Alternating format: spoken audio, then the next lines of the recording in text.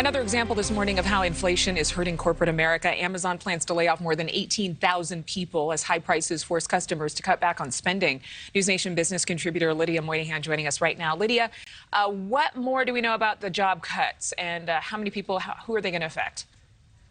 Certainly alarming when you hear almost 20,000 people are getting laid off at such a prominent company like Amazon. But what's interesting here is that these companies, especially in tech, really hired at a fast pace during the pandemic, especially as e-commerce and all sort of online retailers took off. So if you look at basically what percentage this is of their workforce, it's actually pretty minuscule.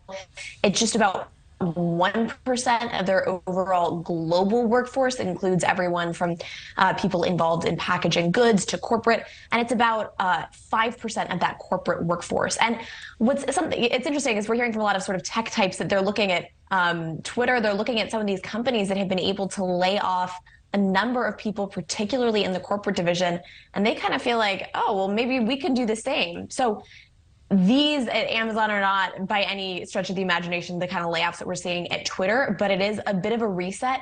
And I think it's kind of a level set from what we were seeing during the pandemic. You know, they're not doing as much business as they were when everyone was at home ordering a bunch of goods all the time. And clearly a lot of people are ordering things frequently because they don't want to go out. But inflation is taking a toll on retailers.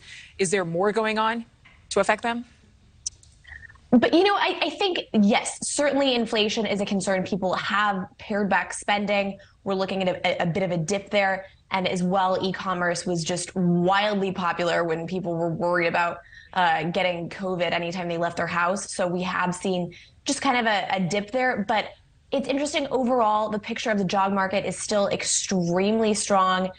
You still have basically 2 jobs for every 1 person looking for work. So it's mostly in this sector, particularly in tech, that just massively overhired. And again, even though 18,000 jobs sounds like quite a bit, when you look at how many people Amazon employs, that's 1.5 million, it's not as dramatic, I think, as that headline seems. Lydia Moynihan, thank you very much for your time. Thank you for watching. Go to newsnationnow.com to find NewsNation on your television provider. And don't forget to click the red subscribe button below to get more of NewsNation's fact-driven, unbiased coverage.